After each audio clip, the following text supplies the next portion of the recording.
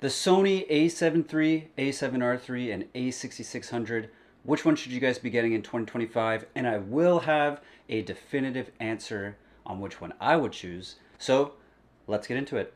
Now, first of all, why should you be buying either of these three cameras in 2025? The a7 IV is out, the a7R V is out, the a6700 is going around. So why should we even be talking about these three cameras? And I think that is the reason we should be talking about them. Because as people are looking to buy these new models, these cameras become more available on the used market and for exceedingly low prices. Now, I've used all three of these cameras for years now. I think I first got the a6600 back in 2021. I used it for about a year and a half, at which time I upgraded to the a7R III and also bought an a7 III as kind of a backup camera. So I've used them for years, and I've used them for wildlife photography, macro photography, landscape photography, including astro, but also weddings, engagements, family photos, portraits. I've used them for a lot of things. So I think I know, which cameras I would use at least in different scenarios. And if I only had to buy one of them, which one would I buy? But if you are an intermediate to pro photographer, maybe on more of a budget, or if you are a beginner with, quite a big budget, I think that all three of these cameras are going to be great. Now, for each of these cameras, I'm going to be giving a pro and con on, kind of that more nature side, but also the human side. Let's talk about their similarities first of all. So all three of these cameras take the same battery. It's the new Sony battery. It has a really good lifetime. If I'm doing something like a wedding all day, I find that maybe I'll use 3 batteries per camera, sometimes even 2. They'll have really similar frames per second. So the a7 III and the a7R III have 10 frames per second in uncompressed RAW, whereas the Sony a6600 comes in at 11 frames per second. I never noticed a difference between the one frame, to be honest with you. They're all pretty good. We always want a little bit more, but considering the price range, I think 10 is fine. And of course, they all use the same Sony E-mount, and you can use both crop sensor or full frame lenses on all three of these cameras. Now, first thing we should talk about when talking about their differences is the price. It's always good to know your budget and stick within it.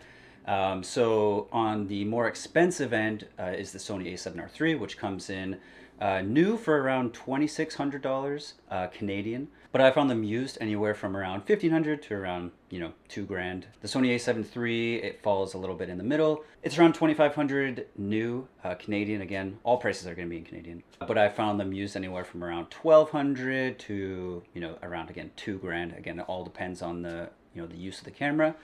And then the a6600 is going to come in on the cheaper end. New, I think they go for around about $1,800, whereas the used ones, I can find them usually anywhere from about $1,000 to around $1,500. The thing that is different is their shutter count. So, shutter count is kind of like your mileage on a car. Sony rates the a7 III and the a6600 at around 200,000 shutters, whereas it rates the Sony a7R III at around 500,000 shutters. So according to Sony, you get more than double the life out of an a7R III, which, is reflected in the price. But, something to take into account that it is probably going to last longer. Although, of course, how you take care of your camera is also going to have a big effect on that. For example, my a7 III is above 200,000. I think I'm at around 210,000.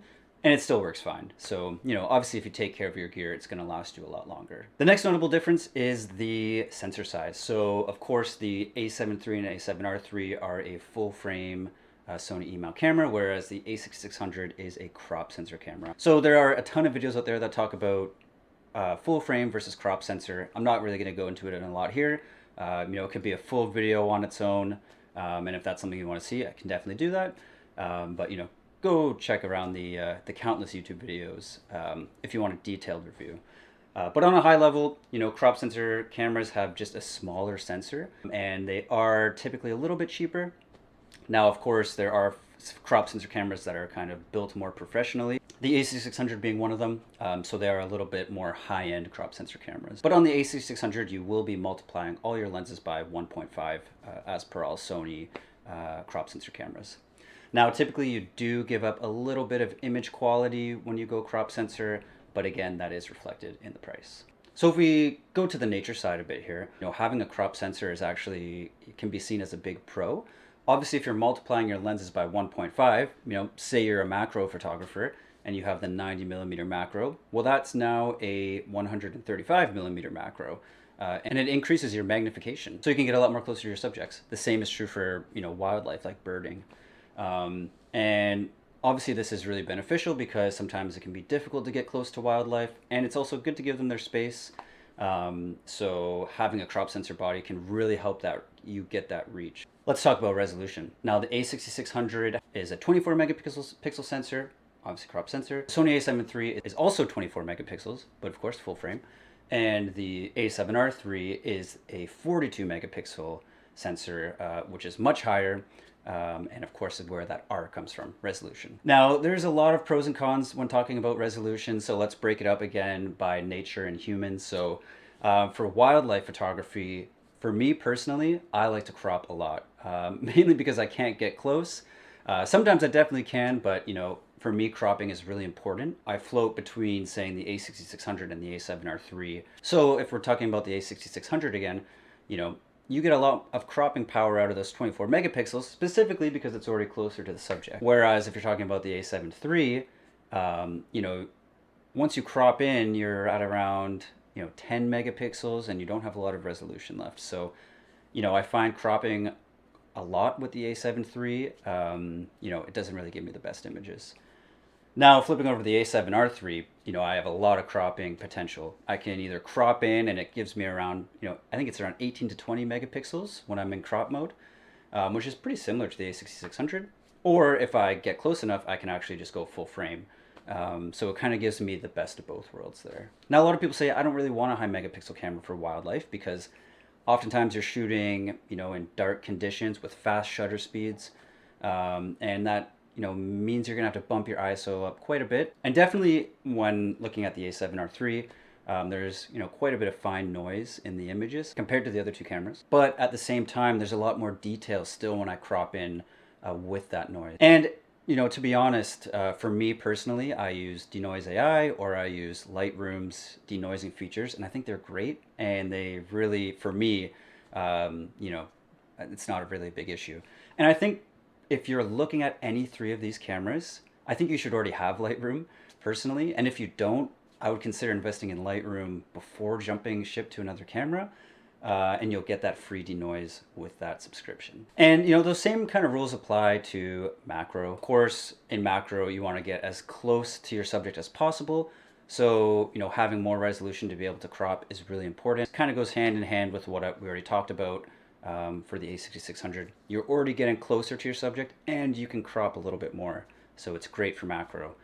The a7 III kind of has the same issues. If you're cropping a lot, you only have 24 megapixels to play with. For me, that's not enough. For you, it might be. And there's definitely other ways you can get around it by using extension tube or macro extenders that kind of clip right onto the front of your lens. But again, having the ability to crop is really important. So again, the a7 III for me isn't really the best macro camera, and I'm going to default more to the a6600 and the a7R III, no question. For landscape, I don't find it really matters. I think 24 megapixels is more than enough for landscapes because you're not cropping a lot.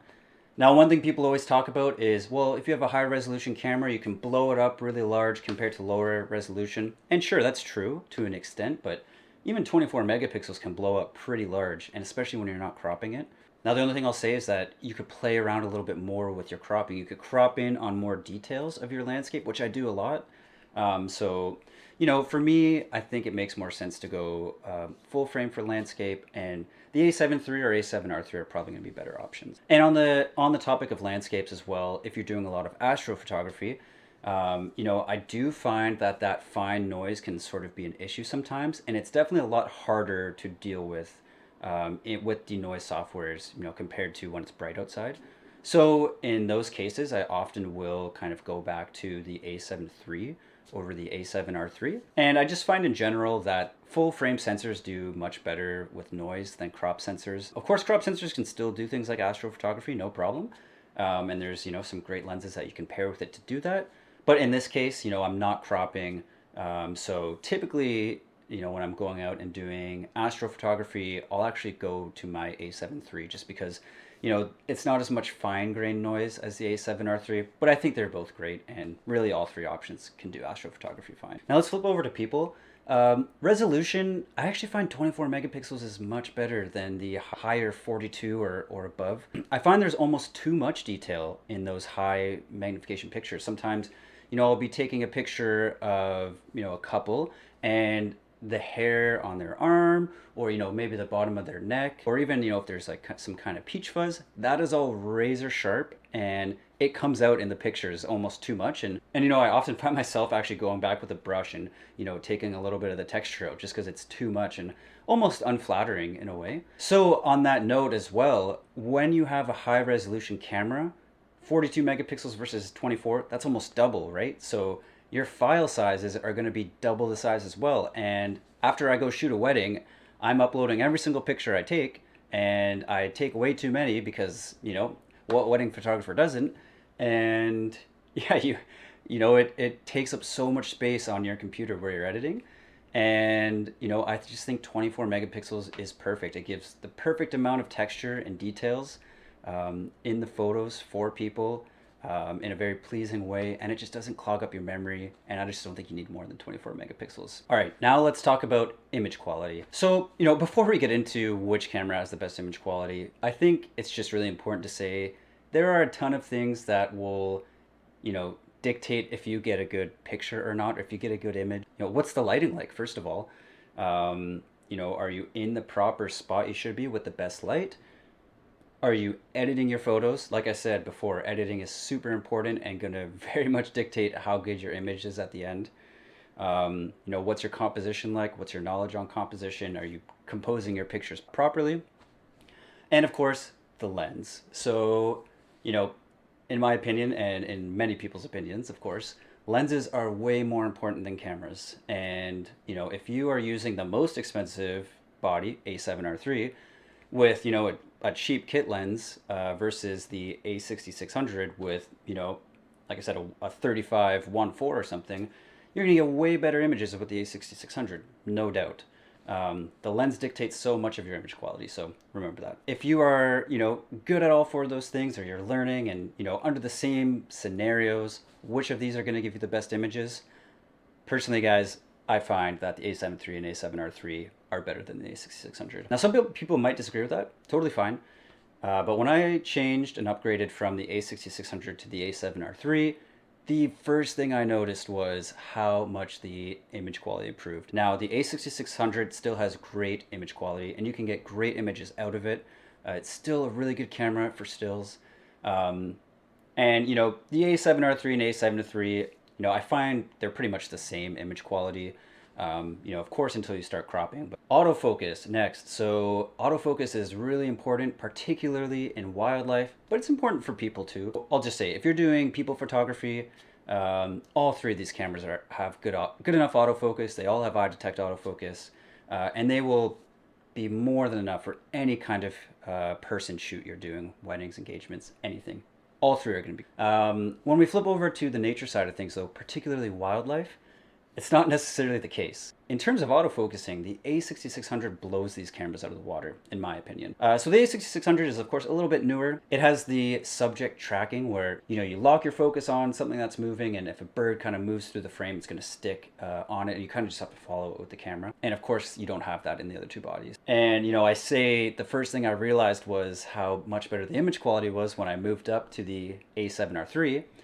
But the second thing I noticed is that I couldn't autofocus on any of my moving subjects. So if you look at a lot of my Instagram now, a lot of my wildlife are perched animals or animals that are kind of just hanging out, because typically I will lose them when they start flying. Not to say that I can't ever get them, you know, will still get birds in flight, but it's just going to be a lot harder than the A6600. So if birds in flight is really important to you, consider going with the A6600. Or if autofocus is kind of your main priority. Now, that said, there's a little ghostly Sony camera right here, the A9. I'm not reviewing the A9 in this because I've just never used it, so I can't really talk about it. But of course, that's going to have really good autofocus, and, you know, that could be a really good choice for you as well, if autofocus is important for you. And of course, you know, autofocus isn't really going to make a big deal for macro or for landscape. Typically, I use manual focus for both of those, and astrophotography as well. So, you know, autofocus shouldn't really be a big priority for you if you're shooting those three. Okay, so that's kind of the insides of the cameras, at least what I, thought was important to talk about. But let's talk about the exterior now. So, of course, the a6600 is much smaller than the other two bodies. You kind of lose the top viewfinder, and it's kind of off to the side a little bit. It's much more compact. Man, I loved it when I changed. I changed from Canon to Sony back in the day. I used a 7D Mark II, and I ended up upgrading that to the a6600. And I used to use that with a big grip. And oh my gosh, it was such a great change to move there, particularly when I was shooting macro, because, a lot of times in macro, you're holding leaves and twigs, and you really only have one hand to use. And I thought it just paired great with that 90 millimeter. It was a little bit weird having it on with a big telephoto, so at that time I used the 100 to 400. Now the 100 to 400 doesn't come with a bracket. It's oftentimes just carrying it by the lens, and it was a little weird to travel with in that way, because I never felt great holding it from the camera with the lens coming down, just because the weight ratios were off and it just made me feel uneasy. But if you want something that is super compact, the a6600 is great for that. Plus, if you want to travel with it, if you're a landscape photographer, and you already have this body or thinking of getting it for landscapes, you can fit that into a bag like nothing. But it being compact can also be a con. So, I went out and did a family photo shoot with the a6600. And I actually got a comment from my family saying like, oh, like what kind of camera is that? Like, the photographer we had before used this like really big camera. And I kind of had to explain to them that, it was a small but mighty, and, it's more about what's on the inside. In a sense, it can look less professional. For me, that doesn't matter. Like, I'll take that compactness if it means it's a great camera. But just something to be aware of, that someone, if you have clients, they might think. But again, the A7 III and A7R III are still very compact. And, when I put a lens on them, something like the 200 to 600, it feels good. It feels like the weights complement each other really well. So we're getting down to the end of the video now. And, for me, you may already kind of consider which ones I like best, considering specifically I upgraded from one of them to the other. But for me, the biggest reason why I wouldn't get the a6600 for myself, and I'd go with one of the other two cameras, is that it doesn't have dual card slots. Dual card slots are so important, for me at least, and for a lot of other professional photographers, because, if you're shooting someone's wedding and you get a memory card failure, that's the end of it, right? You can't do anything. You lose those photos, and, you can't get back those special moments. It's not like you can recreate them. So for me, having those dual card slots is a must. And I've actually had a card failure on me before. It wasn't for like a paid shoot. It was just while I was out doing some nature photography. But when I got home, I had a card failure, and I had some really good photos that, I believe I got like an osprey flying or something with the fish. And I'll put it here, but not my best picture, but certainly a good picture that I didn't want to lose. And I had a memory card failure, so they definitely do happen. And for me, even if I'm not doing a paid shoot, if I'm, sitting out for hours upon hours waiting for some wildlife, or I see something really cool, or maybe I'm traveling and, I take all these pictures, the last thing you want is a memory card failure. So if it comes down to it and I can only get one of these cameras, it's going to be the a7R III. The a7R III was my primary body for years, and I loved it. You can take professional photos with it, even if it's a little bit of an older camera. It's still great.